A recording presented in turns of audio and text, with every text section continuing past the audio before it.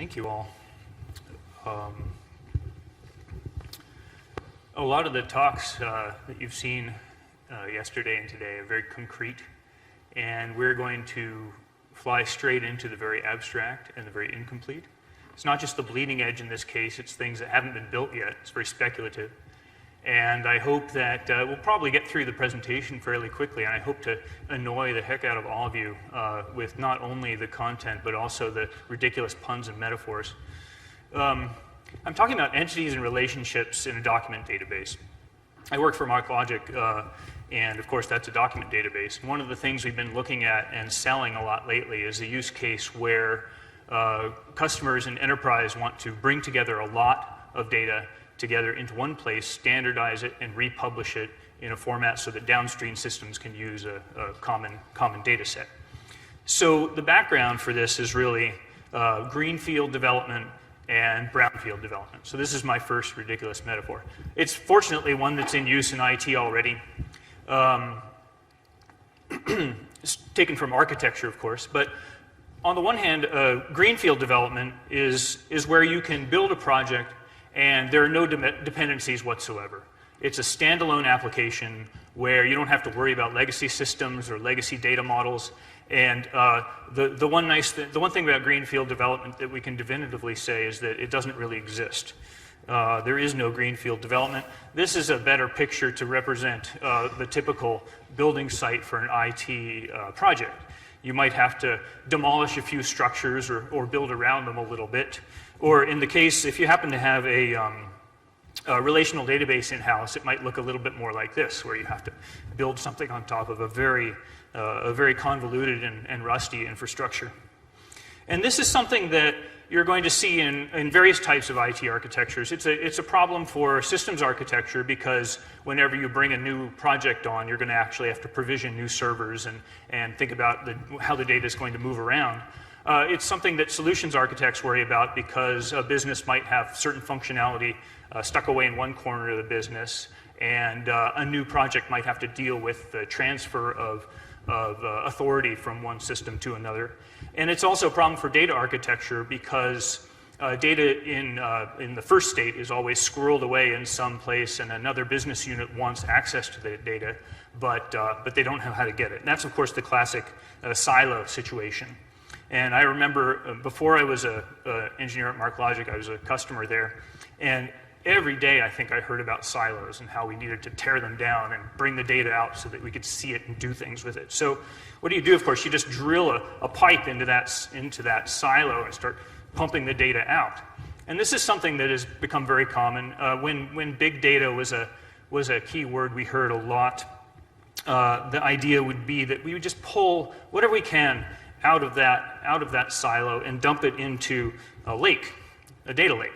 And I think this is what, I really can't speak with authority on this, but when I think about Hadoop data lakes, this is kind of what I picture. I'm pulling out data, and then it's going to be up to another programmer, another developer to actually build the analytics and run it on the data lake.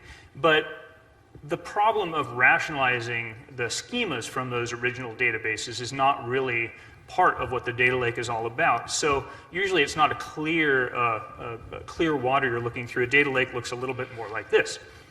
And this is not a situation that usually solves everybody's problem. We find that when large enterprises invest a lot in Hadoop, they end up having to pay people to analyze that data lake quite a bit. And so there's an alternate view of the brownfield and greenfield, and that is where, actually, if you're walking around Prague, I've been doing this for centuries, where the old and the new coexist. And we have to work around the ancient infrastructure and then build something next to it that coexists with it and works well with it.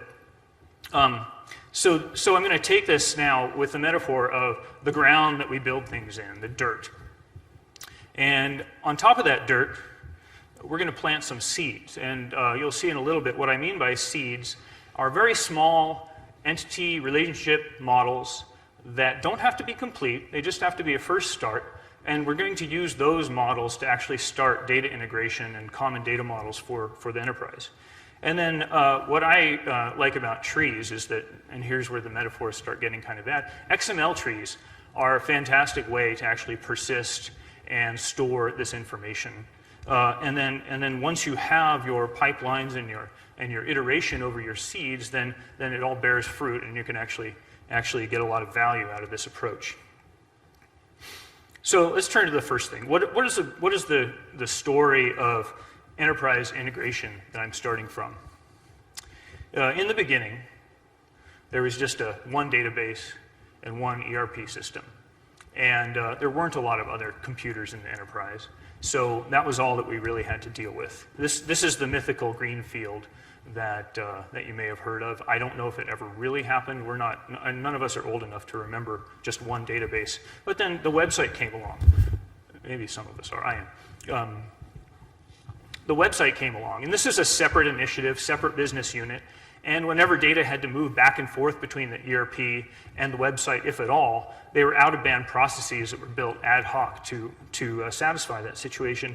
And then another business unit gets an HR application, and there's a wiki and another wiki and another wiki. But none of them really were configured to talk to each other, and no one worried about a common data model very much in that place. It was just business, and part of the complexity of doing business was having separate systems that you had to move data between. So along came Perl. And Perl was the glue in the early days to actually go ahead and grab data from one place, mix it up however you felt like it, and then move it to the next world. So this is the beginning of what you might call ETL. So ETL, of course, is extract things from one system, transform the model into a target model, and then load it into a second system. I think the early canonical version of this would be where the target model is a star schema. So it would be a facts and dimensions, but nonetheless you are creating a target model in your ETL process. But when you're talking about a large enterprise, a more accurate version of an ETL diagram for a large enterprise is like this. This is an actual ETL diagram from, no, it's not, but I'll let you enjoy it. So the alternate to ETL, where you have to create the target model within your scripts that are gluing the systems together, is where you just extract things from the database and then load it all into a data warehouse, a schema-agnostic data warehouse, a content store, or a data lake, without worrying about the schema. And this is a very useful pattern for a lot of people. In the early data consolidation projects, no one was particularly concerned about consolidated data models, or at least that was a different part of the industry. So this is where it was very useful to take a tremendous amount of heterogeneous, usually XML content, and shove it all together into one place, and you can get a lot of value out of it, but it really looks a lot like that data lake we had before, where it's not all that clear how to get common value from all of your assets. So I'm going to bring the next part of the metaphor is the seeds, and this is where I focus on probably the easiest, simplest entity relationship diagram I could think of, which is just a person. That's what I'd call an entity type, and then just a couple of attributes, an ID for a primary key and just the last name. And the reason it's so small is because maybe in the beginning, that's the only attribute that I could actually determine could be sucked out of these various source databases. It all came from the names of the fields in these relational databases may have been all the same, but I want to create a very small canonical model where I rationalize that and decide that all downstream systems are going to call that from whatever the name is in my data dictionary. And then the promise then would be that I could iterate on that model. As more fields were important for downstream systems, I could go ahead and add a last name, a first name, the address, and then I could add relationships in as well. So I could have graphs of things in my common data model. If you want to express a common data model like this, here's one possible way of doing it.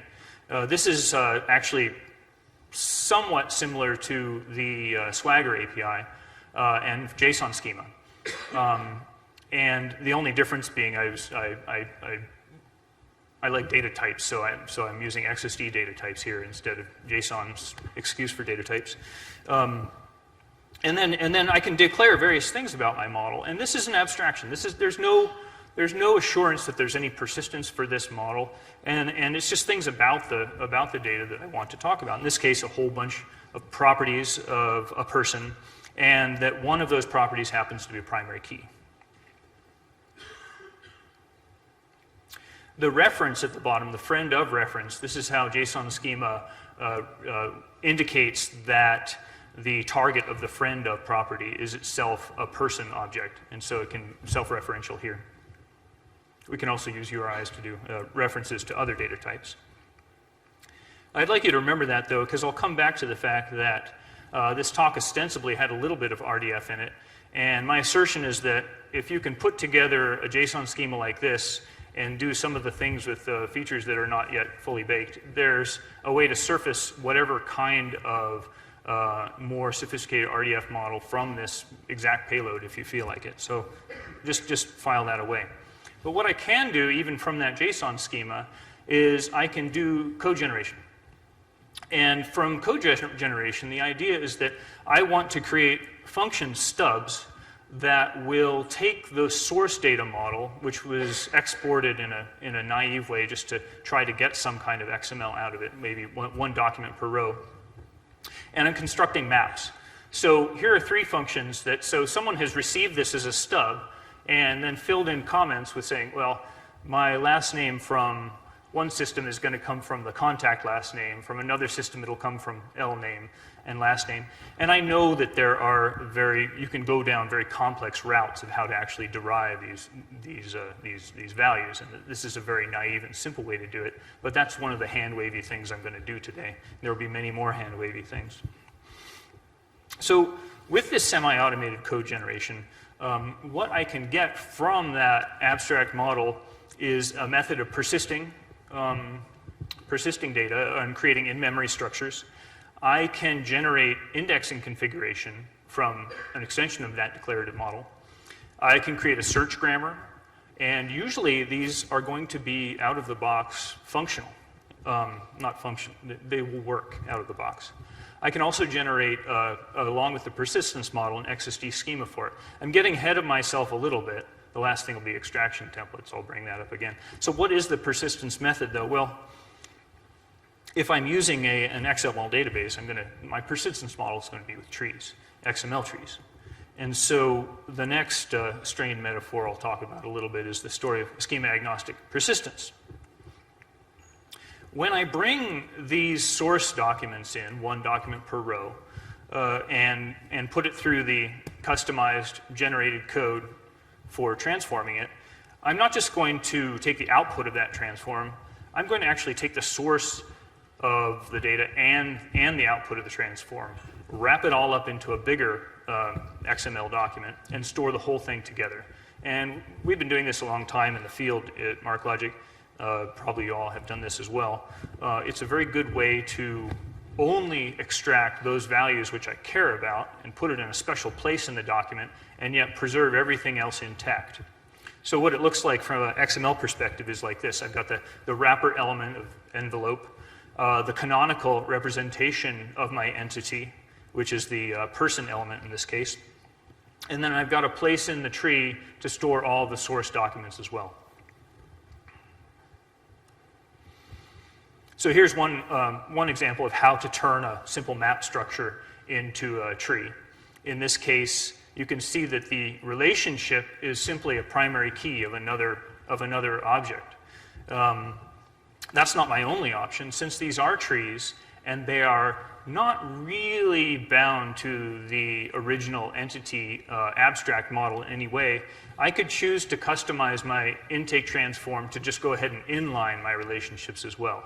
And I can use whatever rationale I want to for creating the documents themselves.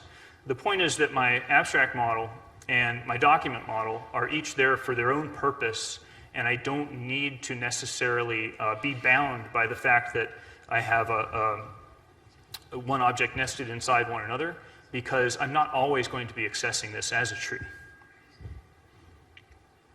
Now, when you see this, you might think, well, what about deduping things? And it's true. If I choose this representation for my tree, I might have other objects floating around the database that are identical. I think there are ways around that. The point is that we know denormalization is a very good thing for performance in certain circumstances, and so that's a choice you have when you decide to turn your abstract model into a persistence model. So XML trees provide schema-agnostic persistence and something you can actually validate. So I can use a code-generated validation to validate those canonical instances. I also have an existing ecosystem for searching these documents. It's just something that already works within my database.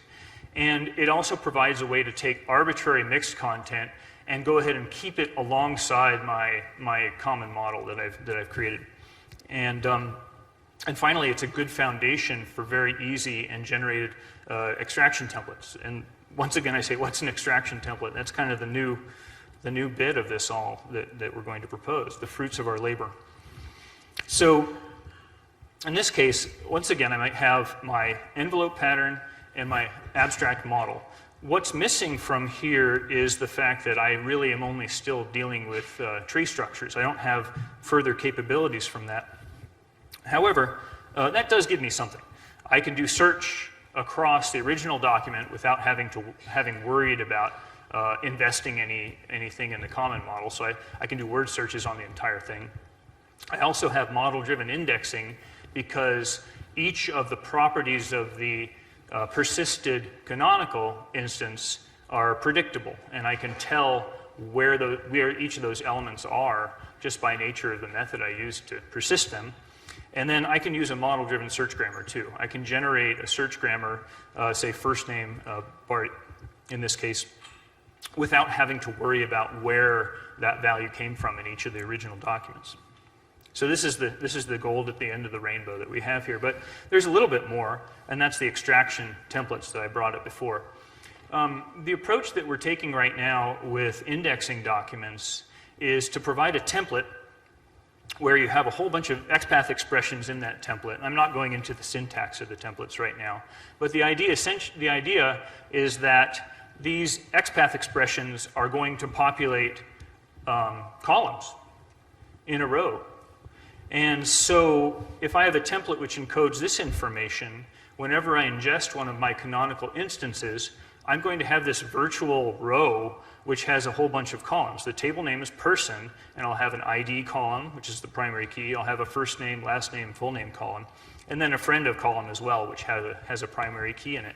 And this actually is enabling for us a new SQL implementation, because this extraction template is actually taking those XPath values. It's not transforming the document or storing those values anywhere. It's just indexing them. So it's putting it into our, we're kind of repurposing or extra purposing and extending our RDF triples index. And in here, the subject of a triple is synthetic. It's generated from the identity of the document. And the property of a triple is also synthetic. It's created from these column names. So there's some prefix to this column name that you don't care about or have to know. And then the value itself, of course, is the value that's sitting in the table. And then we can not only run Sparkle off it, but you can run SQL, not only Sparkle, you can run Sparkle off this same data. So what we're trying to do is to build a SQL interface which for some reason is much more palatable to all of the hordes of ETL drones in the world. But we also want to expose this data through Sparkle for those who want to do that. And you can write extraction templates which do it either way, which create these dumb column-based values or actually create RDF from arbitrary XPaths in your document too. Now, there's a lot of open questions here, of course. You wouldn't see these values in a relational database. You wouldn't see a couple of references in the same column. But to me, I don't care. The persistence model and the way that we're indexing it mean that the first row in this second instance is perfectly fine, and it'll join just like any other SQL join or Sparkle join would. Moreover, the idea of bidirectionality can be supported, and we could talk a little bit more about how it might be supported or where the problems might be. But the idea is that I have a way to index every single value I want to, and then also to join on arbitrary columns that I want to join on. So in short, if we can combine an abstract entity model and some sort of code generation plus an editing step for that generated code, along with tree-based XML persistence and this new type of row-based indexing of arbitrary parts of the tree, we can really create a NoSQL database solution that can also handle joins. That's been kind of the holy grail, that the one thing that keeps people away from NoSQL is inefficient joins. And we think that with this kind of method, we create a way where joins are not only possible, but predictable and make sense to people. So we're coming back around to everybody wants SQL for some reason, and we can actually write a SQL implementation that might not work exactly like the relational databases that we all know, but it's very close for queries anyhow, for select. And so that's a new old client language that we're developing right now. And you can talk to Mr. John Snelson about all of that because he's doing most of the implementation right now. So I would assert that the combination of a chaotic set of sources of legacy relational databases plus an incremental approach to making a common data model plus our extraction templates, which largely can be just generated from the canonical instances, enables a less crazy way to actually embrace brownfield development, because I think that's the world we're all in right now. So with that, I will just conclude, stop, and open it up to you to rip into it. Thank you.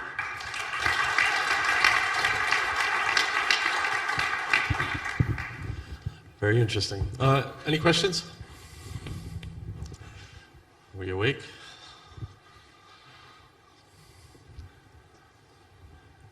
John, are you here, John? Do you want to add anything to this? No? Okay.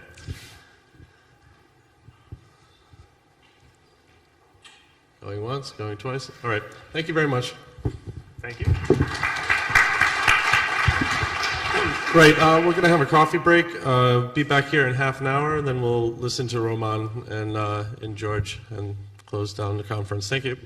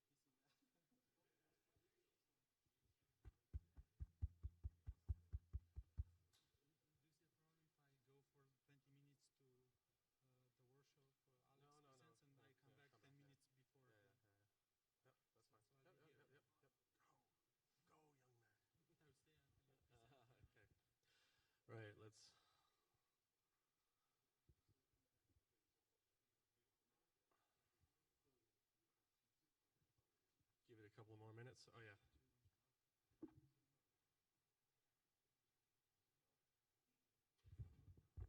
Or can you have water? Is this your water, or would you like? Okay. Are you on? Do you have enough power? Your screensaver? No. I tend to run the push.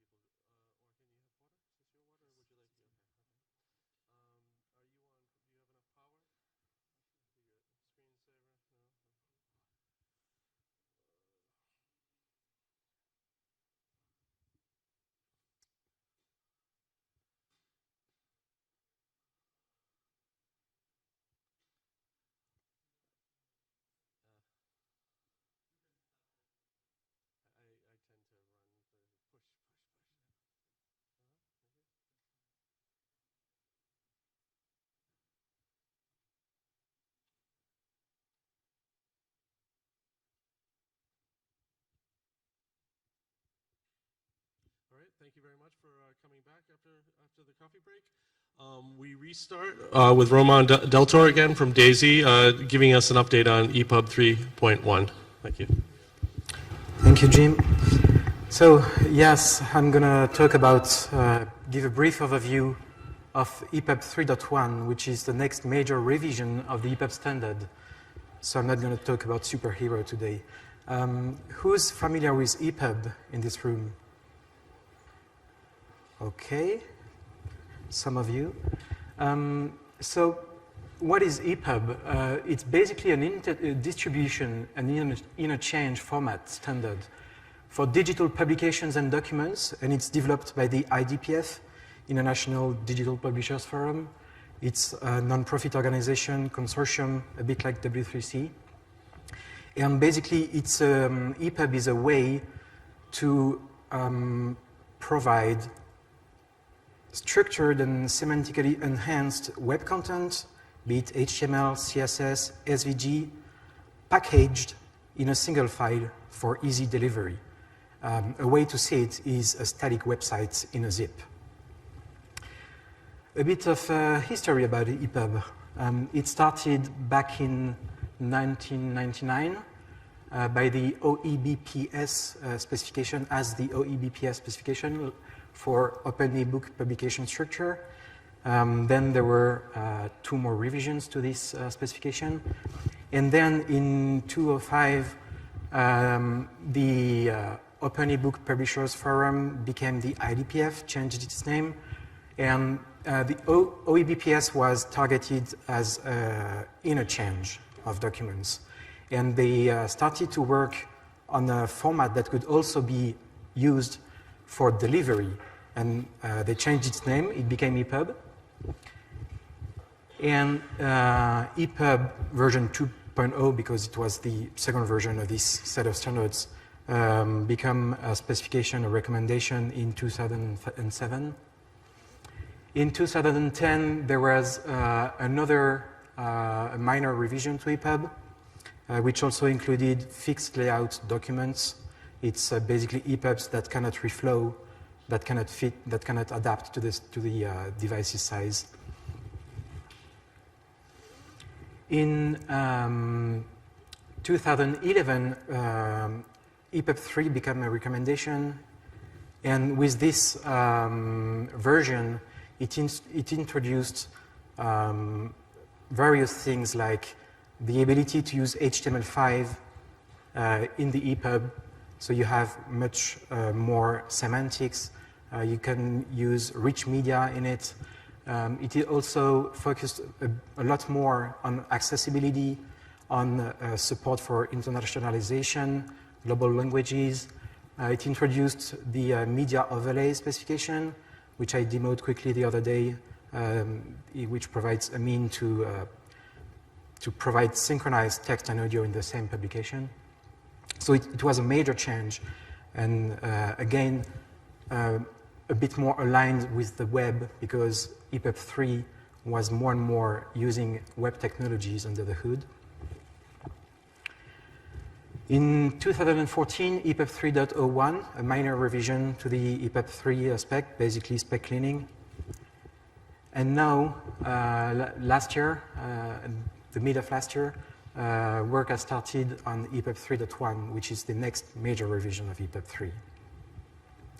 So what we can see with this progress of the progress of the format is that there is more and more focus on accessibility, and there is a real convergence with the web.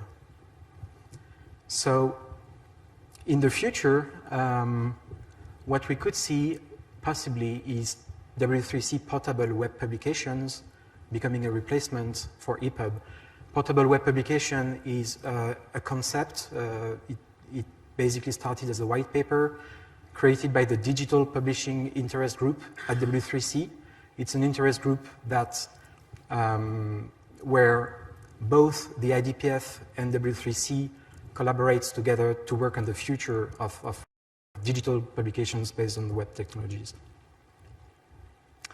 So the real proof, really, that EPUB becomes more aligned with the web is that we now have an IDPF memes Twitter account. I strongly advise to follow it. So what's the scope of the EPUB 3.1 revision? The scope is to consolidate the existing specifications, the existing technologies, to simplify it in the meantime, to strengthen the alignment with the web, and again, to add more and more accessibility features. We have an aggressive deadline, and the spec should be should be adopted at the end of this year. And so let's start first at looking how it's reorganized. EPUB 3.1 is an opportunity to reorganize the spec. So we now have one spec to rule them all. EPUB is basically a set of specifications. The EPUB open container format, which defines how the package is working. EPUB publications, it defines the structure of the package, how it's described. EPUB content documents define what you put inside the EPUB. EPUB media overlays, I already told you about that. So this set of specifications were not easily referenceable from other specifications or for communication. There was no umbrella specification for them. In EPUB 3.1, this is gonna change, and this URL in this slide is the URL to the umbrella specification, which references all the other modular specs. What changes in the organization? So there is this new umbrella EPUB specification. Another detail is that EPUB publication is now called EPUB package, and the definition of the navigation document is now moved to the EPUB package spec before it was in the EPUB navigation document spec, in the EPUB content documents spec. So now I'm going to briefly present some of the major changes of this new revision. Luxon, no more X. Ta-da! EPUB 3.1 will allow the HTML syntax to be used for content documents. This is quite a big change. It's going to be mandatory for reading systems to support that feature, but it's going to be optional for authors. So publishers who are used to produce XHTML documents can keep on using this workflow.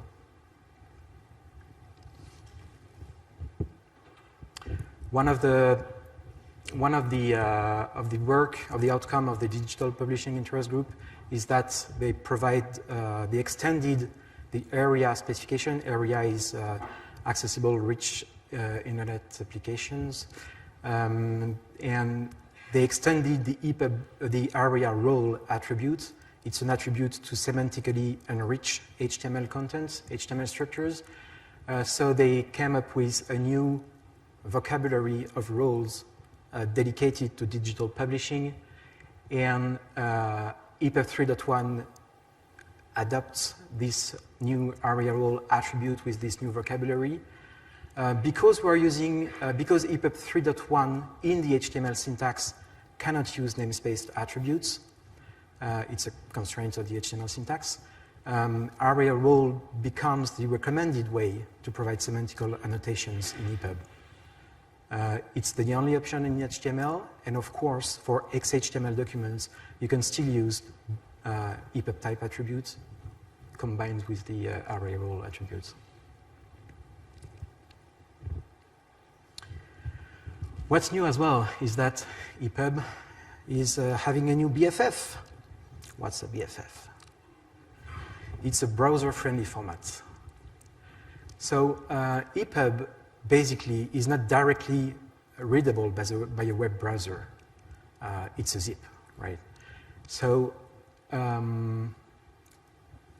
but on the other hand, it contains web documents in this zip, HTML files, CSS, SVGs. So we want to provide a way to unzip, to explode an EPUB and put it on a server somewhere. And because EPUB is also described by proprietary, although standard, XML formats, the EPUB package, what binds the content files together, is described in a proprietary XML language. We are also working on an alternative serialization of this package description to be used in this web-friendly format. It's not been published yet in the draft, in the first editor's draft, this browser-friendly format. It's still being worked on.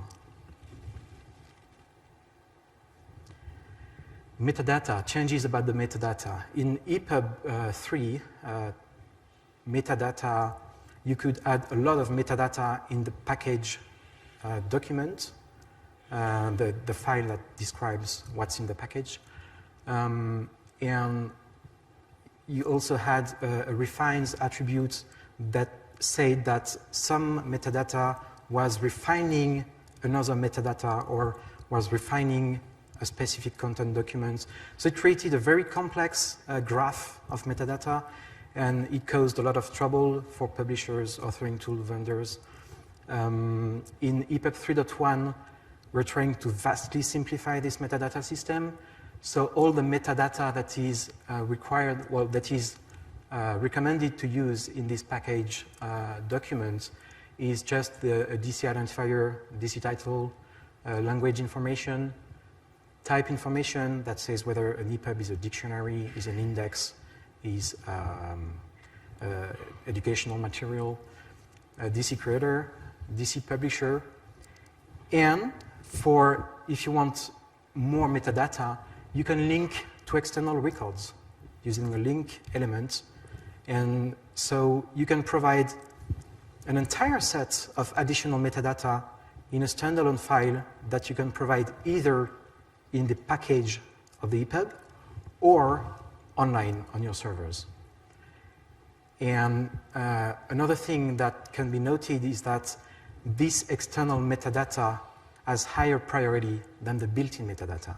So if later you want to change your metadata and update a bit of information, it will be higher priority than the built-in metadata in the EPUB. Accessibility, what's new in accessibility? We're gonna say that EPUB content should conform to the Web Content Accessibility Guidelines, version 2.0. It's a specification developed at W3C. And we are also talking about creating an accessibility profile that will better describe what's needed to create accessible EPUBs, and it will be more strict than what's recommended in the basic course of specifications. And so these were the big changes, and there are also various set of more maintenance-related changes. The CSS things have been cleaned up. EPUB 3 defined the CSS profile. It's no longer the case in EPUB 3.1. We'll refer directly to the CSS snapshot provided by the W3C. EPUB 3.1 also cleans up some of the prefixed CSS properties There were -epub -something properties, and some of them are deprecated, some of them are kept because there are no alternative in the CSS standard. The scripting approach mechanisms is clarified as well. The EPUB 3.1 allows new core media types, notably for fonts. The new web fonts 2.0 is going to be a core media type. And there are some little changes in the fallback mechanism for foreign resources. So in EPUB, when you have a resource that is not a core media type, that the EPUB reading system is not expected to understand, you have to provide a fallback for this resource. But what changes in EPUB 3.1 is that if this resource is not directly intended to be rendered, if it's, for instance, a CSV file that is further processed by a script, it no longer requires a fallback. Some features are removed from the specification. The NCX, it's standard for navigation control XML documents. It was first specified by the DAISY consortium for the digital talking books of DAISY. Then it was adopted by EPUB 2.0 as the navigation document language. In EPUB 3, we kept this NCX for backwards compatibility so that an EPUB 3 could be read in EPUB 2 compliant readers. But tentatively, we'll remove the NCX from EPUB 3.1. The guide in the package document, the guide element, it basically specifies the list of landmarks in your EPUB is going to be removed as well. The bindings element and all the EPUB namespace elements in HTML content.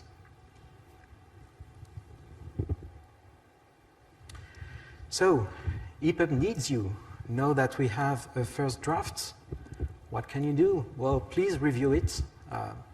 I'm just putting it there. I know no one reads the drafts, but, well, we can dream. So there is this first editor's draft here, idpf.org/epub/31/spec/epub-spec.html.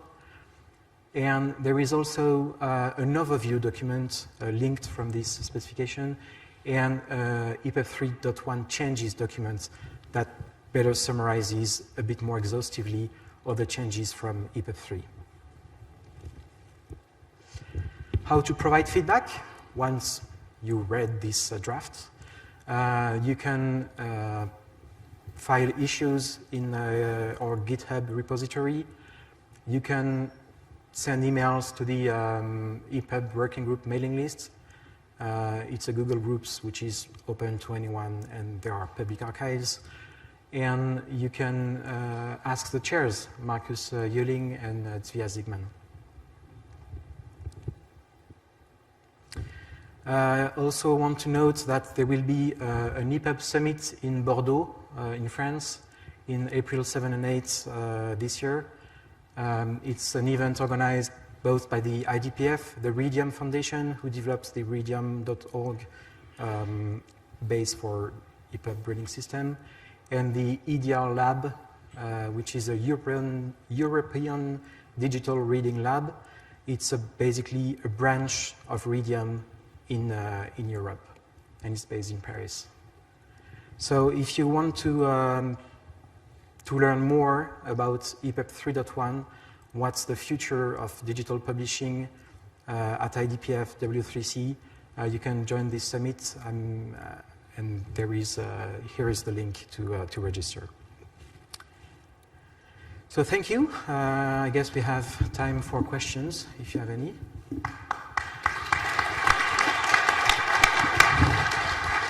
Thank you, Roman. Right. Any questions for Roman?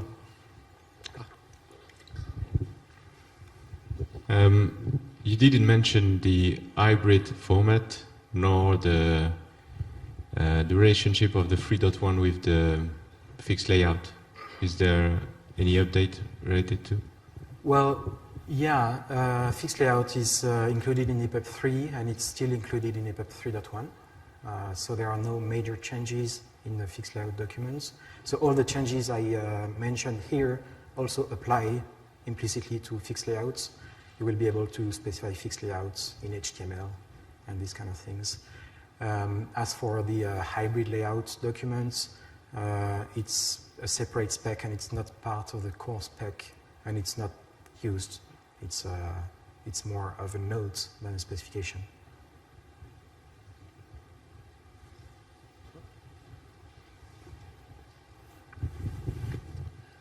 I must confess that I'm only familiar with EPUB 2.0, but at that time I have been struggling with footnotes, so I was wondering if there's any support for printed media CSS in the new standard. You didn't mention it. Well, EPUB is not directly intended to be printed. It's intended to be rendered in an EPUB reading system. So the specification does not say anything about printing an EPUB. Work is being done separately at the W3C in the CSS working group on CSS paged media, and because EPUB is based on HTML, if you apply a CSS print style sheet to the HTML content in an EPUB, it works as with any other HTML content. There is nothing specific to EPUB. We can further discuss about the topic during the break. Any more questions? Oh, we have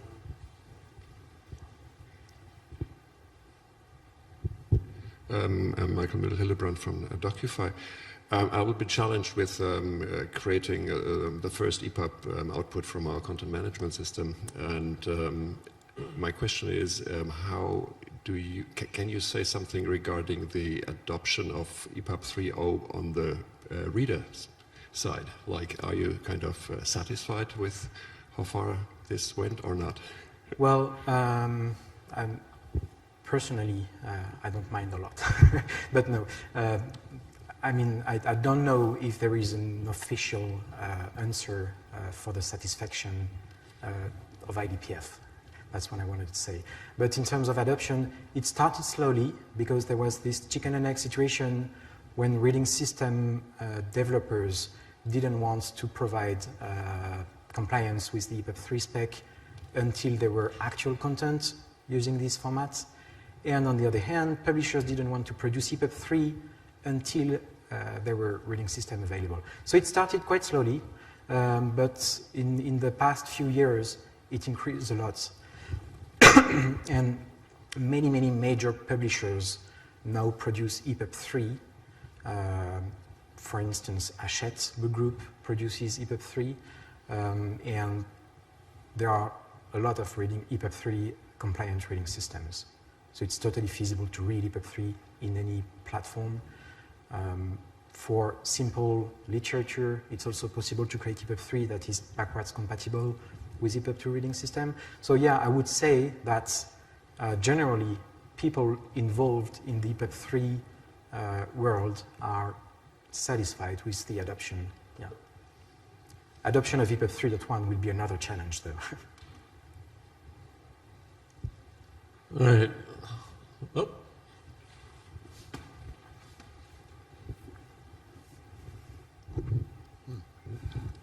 Nick Gibson. A lot of the things that you were talking about as simplifications feel like taking away a lot of the complexity and richness that was in EPUB 3. Is that because they were felt unnecessary or because people weren't using them and weren't adopting them? Okay, maybe I wasn't clear. It's not taken away. It's just using another attribute for the same kind of inflections. So it happens, so basically ARIA role, the role attribute in HTML, replaces the EPUB type attributes in EPUB. What about things like EPUB switch? EPUB switch, it's removed, simply, yeah. So for those who don't know what EPUB switch is, it was an EPUB namespace element that you could use in HTML to say, well, if this feature is supported, use this chunk of HTML, render this chunk of HTML, otherwise render this other chunk. And it was totally not HTML standard, and it's been completely removed. I have a short question. Could you name a couple of the companies or the types of organizations that are going to go to the conference you mentioned in Bordeaux? Well, there will be representative from the IDPF. I think Marcus Yuling is going to make a presentation. Representatives from the W3C. Ivan Herman is going to talk as well. There will be people from publishers, from this Hachette book group. There will be people from the reading system developers, people from the Redium Foundation, notably, people from DAISY. Sorry? And winemakers, yes. And winemakers, a lot, yeah. All right, thank you, Roman. Sure, thank you. Next up is George Bina. He's been very kind to replace Andrew Sale, who was ill and could not make this talk. And this is a presentation that I got to see in XML London about magic URLs. And I'll let George explain it. Oh, we need your, oh, you've already done that.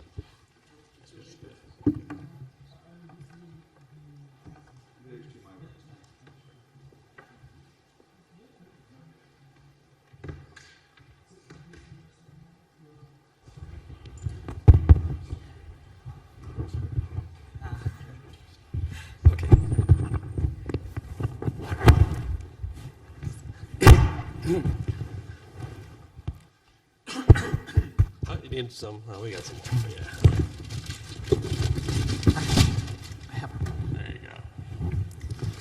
So good afternoon. Thank you.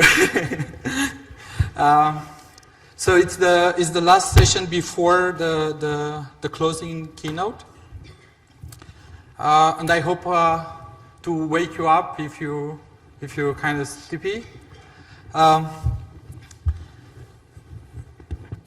I hope you will find these ideas that I will present interesting, and maybe you will use the idea, not necessarily what we implemented to prove it. So you noticed two presentations before, like Stephen presented that the abstract structure is what really is important, not how you represent that, right, with the numbers and so on, right, with the text structures and converting them to XML, and the fact that it's the same information, right? So that's a very good point. Another interesting presentation was Alex, who presented the challenges with XProc and the fact that XProc does not handle non-XML formats, right? So, and then if you have, a non-XML format, how can you bring that into an XProc pipeline, right? So this idea that I'm presenting tries to solve some of these problems and to basically to bring non-XML structures within XML workflows. Wait, I'm just going to sit up here. Oh, Yeah, sorry. And that's not the right screen if you turn around. Take a look. Just turn around. No, we need to, I handle this. Okay. So on the other hand, I was always wondering why I didn't just sit, and relax before the course. I always get myself into trouble. So, okay. Oh. You're not plugged in? Yeah, we're plugged. Okay, there you go. Okay. Well, I presented this also to people that do not necessarily understand XML and how everything works very well. So I tried to make an analogy with cooking, right? So if you have if you want to prepare something, you have some ready-to-use ingredients. You do not expect when you want to make cookies to start, from get grains instead of having flour, right? And it's the same with XML publishing. We have some ready-to-use ingredients like topic files or XML files, and from this we cook PDF or EPUB or HTML and so on. So in our case, ready-to-use ingredients would be like XML files or images or videos and so on. And in this case, so what happens if we have wheat instead of flour, and what happens if we have a non-XML format instead of something in XML that we expect, right? And we have a number of options. We can, like the manual part will be, like copy-pasting that information into an XML document. We can have like a separate conversion process, and there are companies that do only that, so they convert huge amount of data to XML structures. Or we can have, on-demand, an on-demand conversion, so get exactly what we need, basically, at that moment. And this is what we are focusing on. So this on-demand part. How we can make cookies when we have wheat instead of flour, and in case of an XML publishing workflow, let's say how we can publish PDF, EPUB, and so on, all the output formats when we do not have data topics or dogbook articles and so on. We have Excel files or Markdown files, or we have a properties file in Java instead of a data topic, for instance. Or we have a Java class and we want to generate API documentation, and we do not have an XML topic that represents that Java class. So this is the focus of dynamic conversion. And we have, because the structure is what really is important, we have structured content in different other formats, not necessarily XML-based formats, right?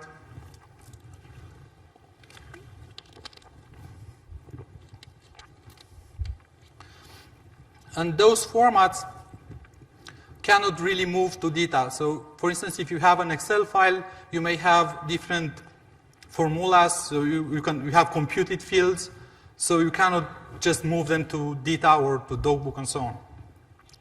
And if you look at API documentation, for instance, there are Eclipse and IDEA and so on. They support the Java doc embedded documentation. We cannot expect them to change and support data or dogbook and so on.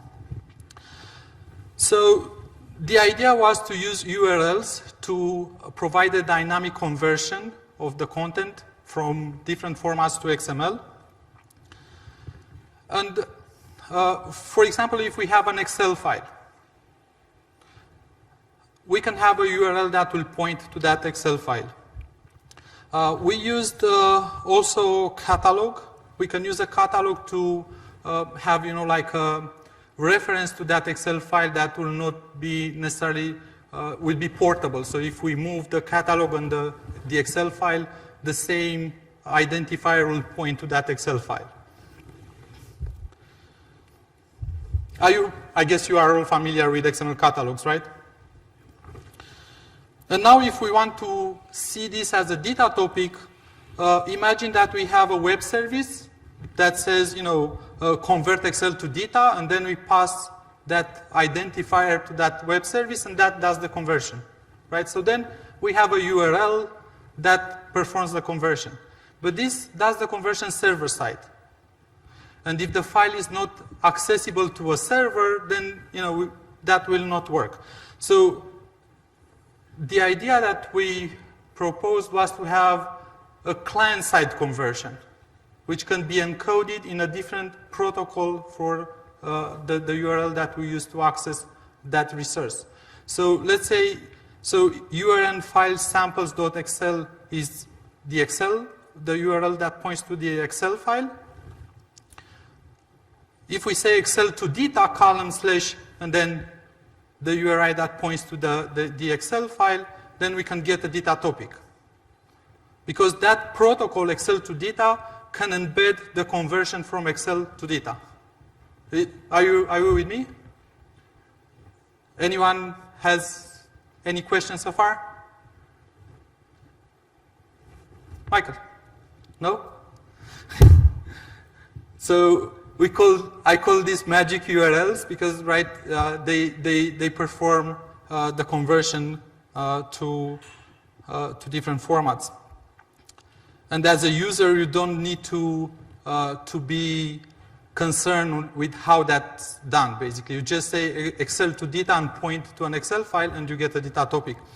And then you can use that, for instance, if you, in data, you can have a topic ref, href, and use that URL and point to the Excel file.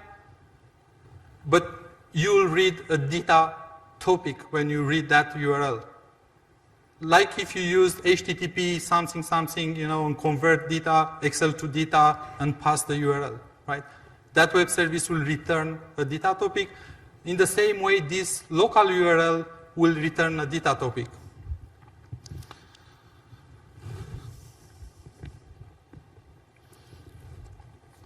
So, is there anyone that can help me with oxygen? No.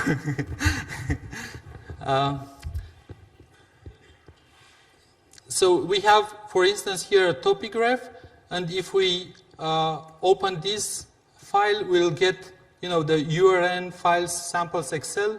We get this this Excel document. Now, if we go back,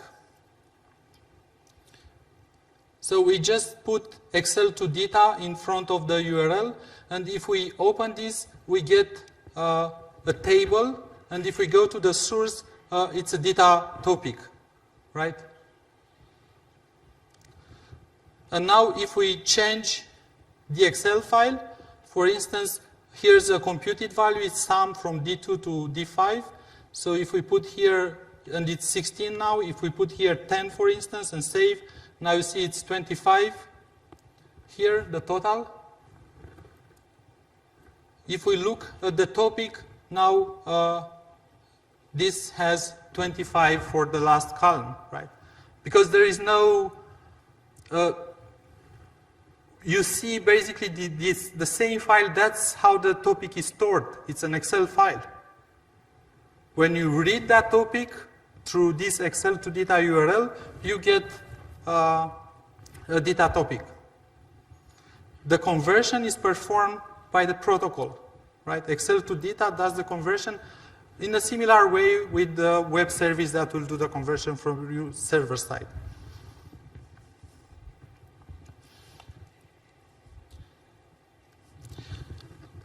So the user perspective is quite simple, right? So from the point of view of a user, you just need to write Excel to data in front of a URL that points to an Excel file, and you get a data topic.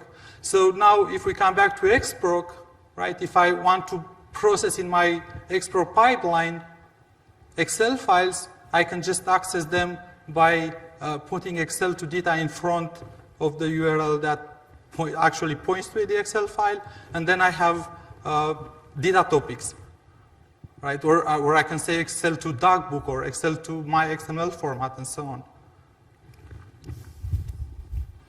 We can do this also from XSLT. With the document function, we can access the Excel to data column slash and then point to an Excel file, and we can apply templates and so on. So we can use all the power of the XML tools on different formats. And of course, these conversions are not limited to data or from Excel to data. You can convert from different formats to dogbook, TI, XHTML, to SVG, for instance, to get dynamic images or graphs out of a set of values in an Excel file and so on.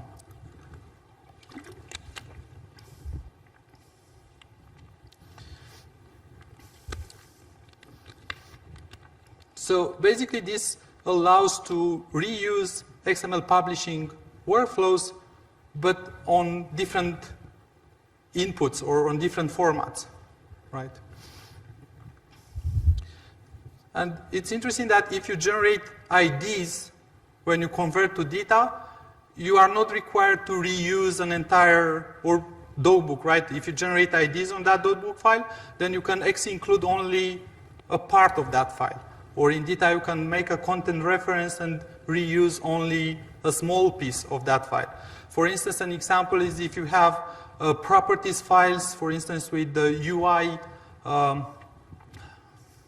with the menu names, for instance, in different languages, then if you see that as a data topic, then you can correlate to the file menu in Japanese, for instance, in your Japanese manual and so on, right? So you do not have to write again the same information and have multiple sources for the same information when the actual single source format is a properties file, for example. Now, this was the idea, but if you know me, I cannot just live with an abstract idea. I want to see how that works. So that's why my colleague Radu worked on actually implementing all these ideas, and we put them into the Data Glass project because the initial focus was to convert to data. And that's available on GitHub. And instead of implementing like Excel to data, Markdown to data, or to notebook and so on, we implemented only one convert protocol. So we have only one convert protocol, and this can take, you can specify a number of steps, of conversion steps. So you have a pipeline with conversion steps. So from the right, for instance, you have the original content, the Excel file, or the Markdown file, or a Java file, and so on. And then you specify the first step, the second step, or how many steps you want to convert. And they are separated by slashes in the URL. And here is an example with converting from comma-separated values to data.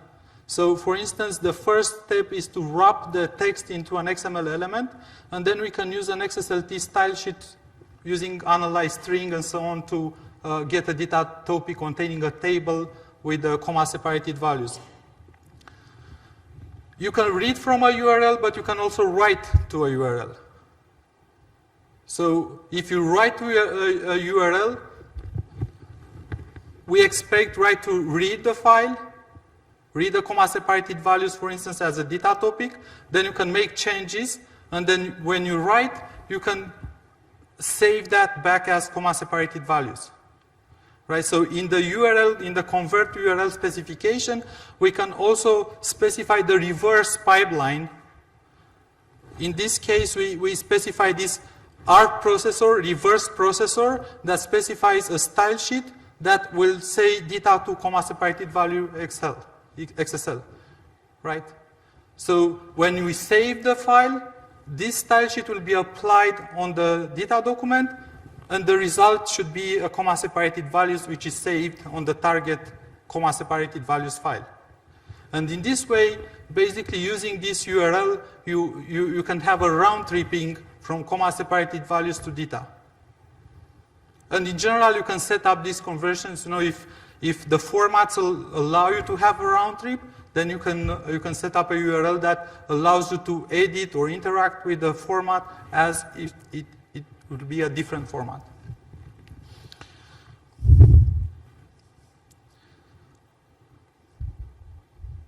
Now, initially I said that the user perspective is very simple, but now you've seen this convert stuff, which is, who will write that? So how do we get from this, or how these two are equivalent, right? How do we get from the complex things to the simple one? And the magic is done again by the XML catalogs.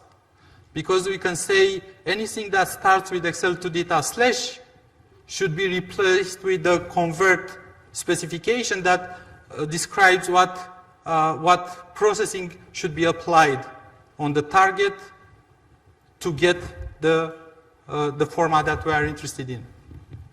So in this case, Excel to data is expanded to convert slash processor equals XSLT, and then points to Excel to data style sheet slash processor equals Excel. This is a processor that takes an Excel file and gets some XML format with the data from the Excel table. And then we have, this, like the references to the different resources can be, we can use also URN identifiers, so they can be, relative to the catalog location. So if we move the project or something, we do not, the references will still work. And these small processors that you can put in the pipeline can be an Excel to XML, a JSON to XML, HTML to XHTML, so you can apply XSLT style sheets directly on HTML, for instance. You can have XSLT and XQuery processors that are configured with parameters and the script, a pointer to the XSLT script, JavaScript, Java, and the wrap processor. And you can, think of adding other processors.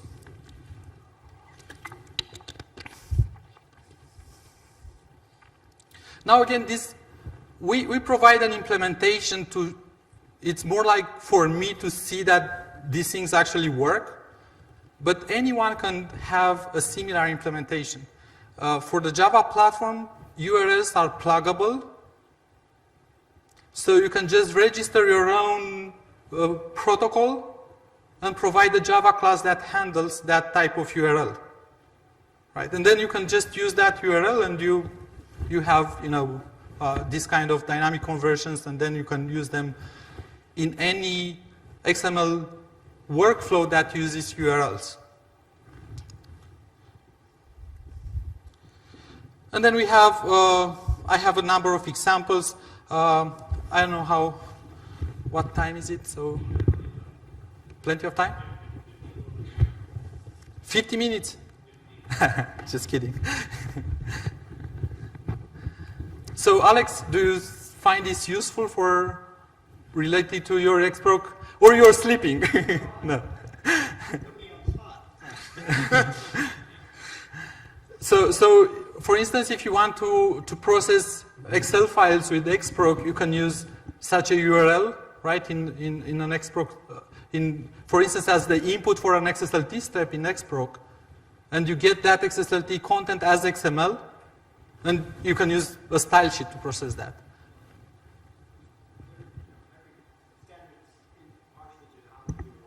Actually resolved, right? So from an XProc perspective, a URI is a URI. Even in XProc 1, you could do this today.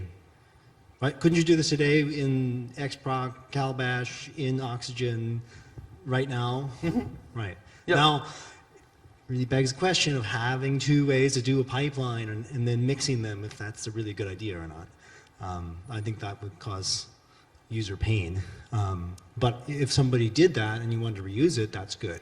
So, so if somebody shared that with you and you could use it, that's great. But if you were authoring yourself, maybe you should stick to one pipeline language. Well, That'd be my suggestion. There are two roles. One is the developer that sets up a convert URL and the style sheets and everything. And then the developer provides also a catalog, right, for this, that will provide a mapping from a short protocol name like Excel to data to the actual convert thing. And the catalog will also provide, will solve the references to the XSLT script or whatever you have there. And once you get this part, you install the catalog and you have the resources, then from the user perspective, then all you have to do is just to put a prefix in front of the URLs that point to Markdown or Excel or whatever you are doing.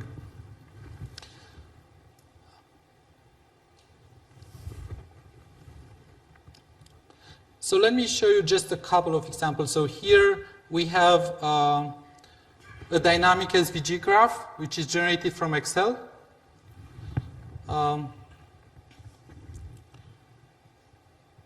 So if we look at the source for this, it's a direct convert URL here, but we can replace this like Excel to SVG, for instance, if we add a mapping in the catalog.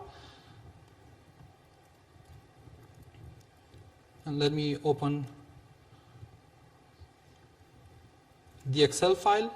So now if we change this, for instance, and for the,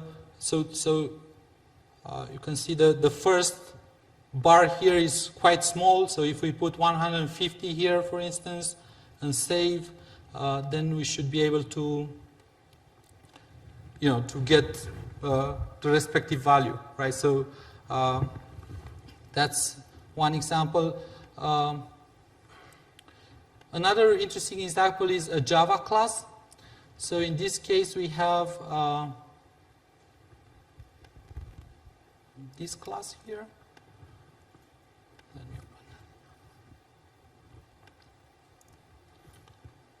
Right, so if I want to create API documentation for this Java class in data, for instance, usually I should, for get editor location, for instance, there is a lot of code if I want to use the syntax diagram markup to describe, the signature and all that. So instead of writing that by hand, for instance, I can just use Java to data and point to the class and conref, for instance, the signature of a specific method, right? Here's the comma-separated values example. Let me open also the CSV file.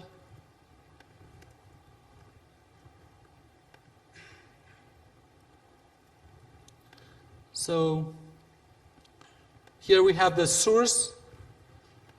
So instead of George here, if I put test, for instance, save, here we have, well, I misspelled that, put George here, save. If we go to the comma-separated values file, you see George, right? So when I save, it saves as, from data, it saves as comma-separated values. If I save from the comma-separated values and I look at that content as a data topic, I see that change immediately.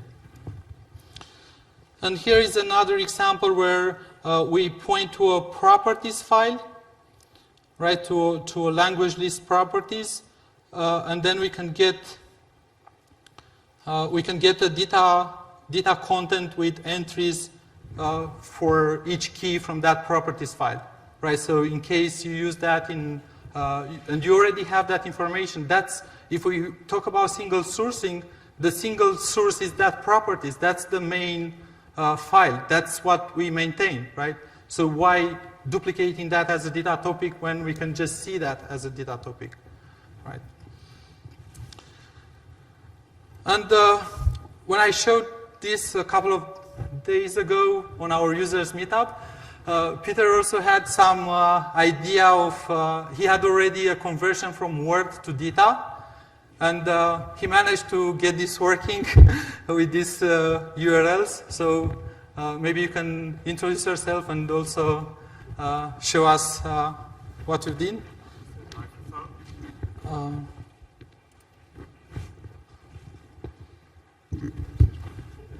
Yeah, hi. When George gave his talk a few days ago, I thought, wow, and that was not because of the cookies. Because, well, cookies are one of the reasons to go to Prague. But I thought, this is it. This is what many of my customers that use XML in an awesome environment, what they really need. But what was lacking was a conversion from Word to data. And I used to have something that, well, does an attempt to do that. And I started working, and it gave me some sleepless nights because I couldn't get it working.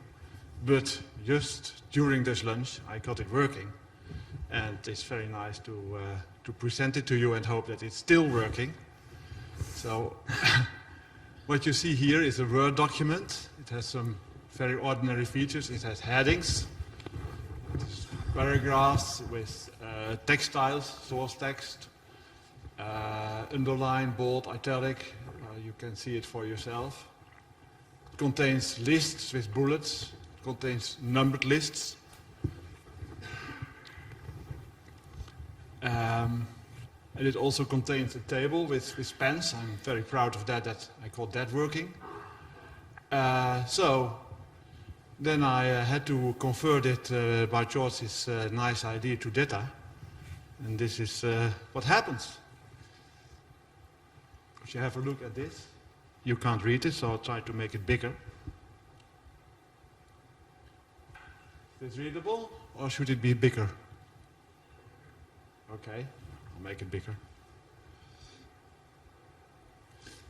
You see two topic graphs, and this is really the result of my experience. The first document, the first topic graph, just does a conversion from docx to an XML format. As you probably know, docx is just a zip file that contains XML files and some assets. And I essentially use a Java program to convert that zip file to a large XML file in which all these files are listed somehow. I can show you the result of that program, because it also works with this conversion protocol. And here it comes. It's impressive because it's unreadable.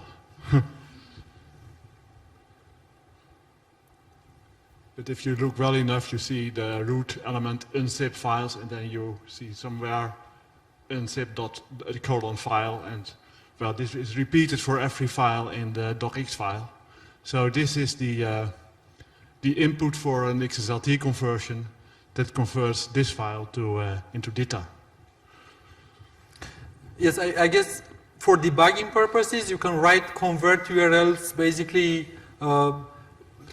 the first step, convert that does only the first processing step, and then another one that does 2 processing steps in case your conversion, contains multiple processing steps, and then you can see, what's going on each of these stages, right? Yeah, right. And in a later stage, to make it easier for your customers or for the editors, you use the catalog syntax in order to make these terrible URLs much more simple. But I didn't have the time for that, and I used this conversion because, well, it didn't work, and I, wanted to have a clear view of what I was entering. So, well, the second one is the one that it is really about.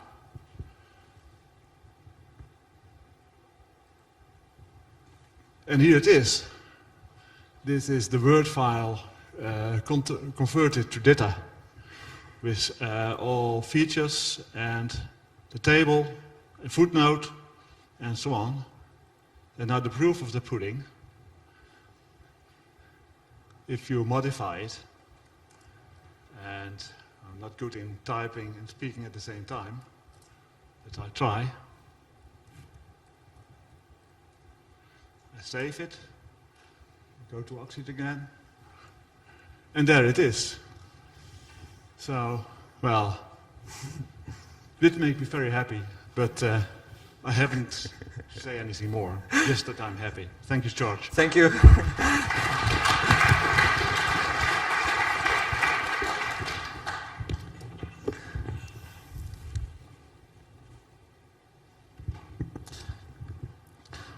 Okay, so I hope that you like this idea. Maybe you'll find it useful. Again, don't think necessarily on what we implemented, but think generically. It's you can bring in your own protocol implementation, and that can see different formats as XML, and you can use them from XProc, you can use them from XSLT, from XQuery, and so on. So existing XML publishing workflows can very easily integrate other data sources. And again, sometimes if we want single sourcing, that the master source may not be necessarily in XML format, but we do not have to be see that only this and it's not XML. We cannot do anything about that. So we can bring that into our XML workflows and keep it a single source also. So we made this proof of concept implementation available in Oxygen. You can play with that. One shortcoming in 17.1 was that we didn't handle if you have a reference from a file, it was like you have a map. and the topics stay in the topics folder, right? And then if you put an Excel in that folder, you would like to say topic/myexcelfile.excel, right? So we made that also working, and then you can just say Excel to data column/myexcelfiles.excel, and then we resolve that relative to the file that contains that reference. Because relative references, you know, if you have a different protocol, they will not work automatically. And another part was, you know, like if you have 1,000 conversions, you may not want to pay that conversion cost every time you look at a file and so on. So we added also a processor equals cache that basically will cache the conversion, and then if you have the same conversion, it will just give the content from that. If it's a local file, then we can look at the timestamp, so retrigger the conversion again, for example. And here's you know, an example of the published output with the Markdown content, HTML content, Excel content, XSLT documentation, Java doc, the Java file that you've seen earlier as a data topic, the dynamic chart, and the comma separated values file generated as web help, for instance, with the Data Open Toolkit. We can generate, you know, any other format because there's no, for Data Open Toolkit in this case, or for any other XML workflow, there's no different if they access that URL, what's at the other end. You know, it's, for them it's data or tagbook or whatever you read from that URL. So thank you, and if you have any questions, I will be happy to answer them.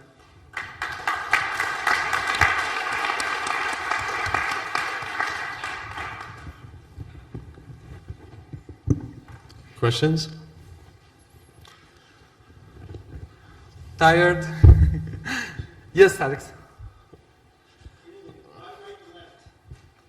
Why right to left?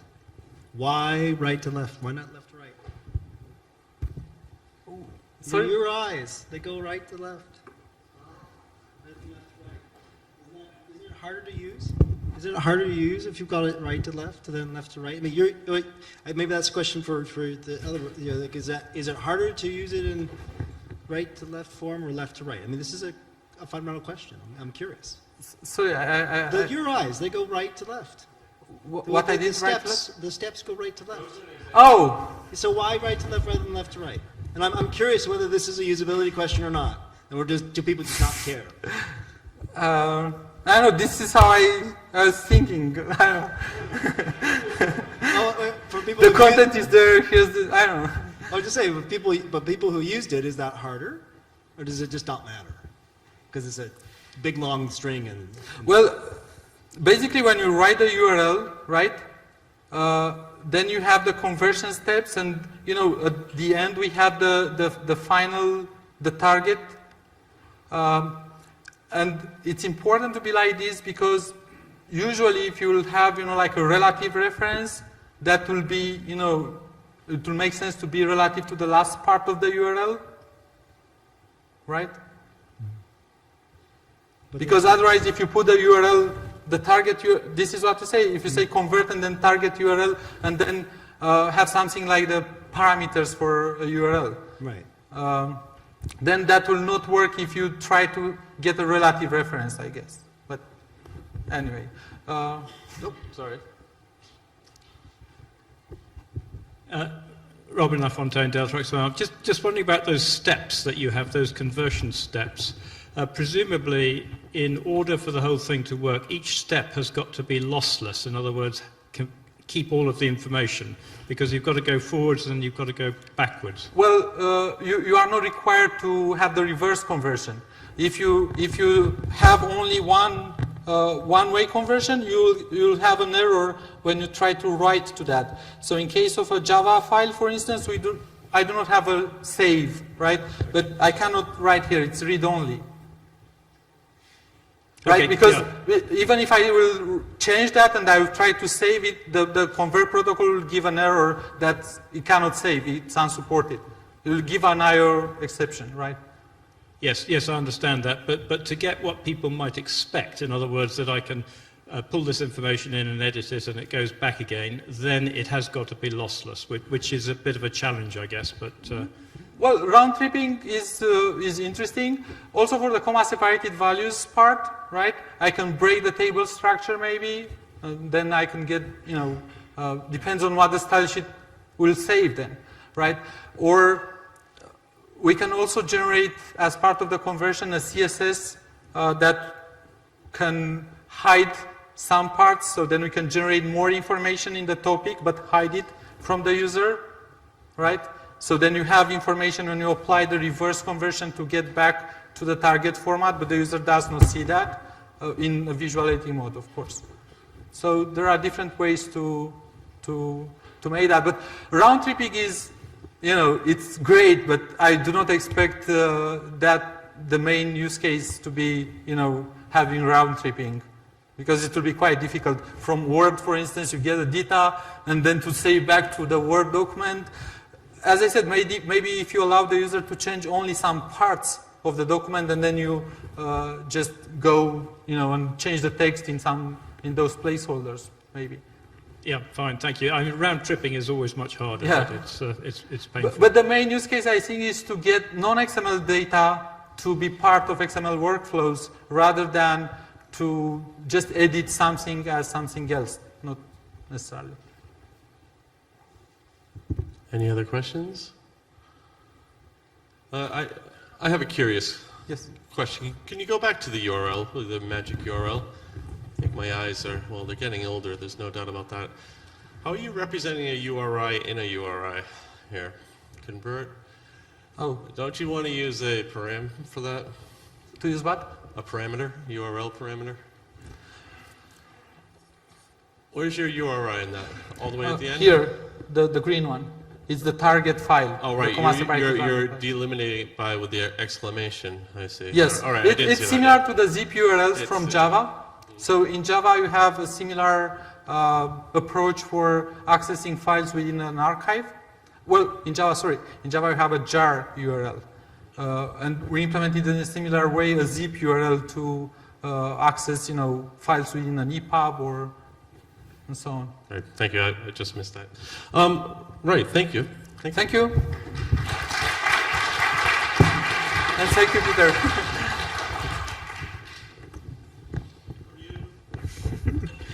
Okay.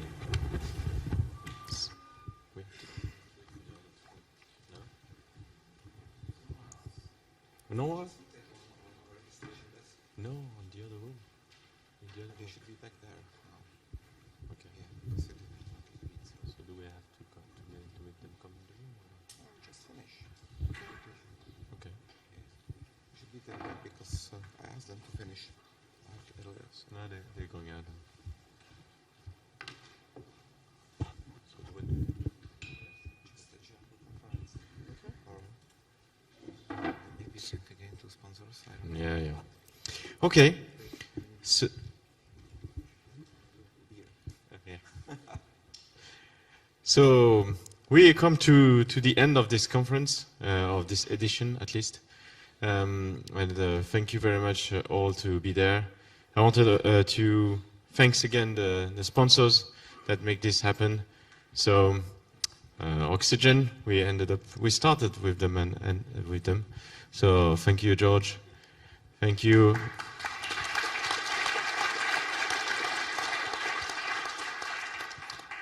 Thank you also to Mike. He was up there, yeah, to Mike for Antenna House.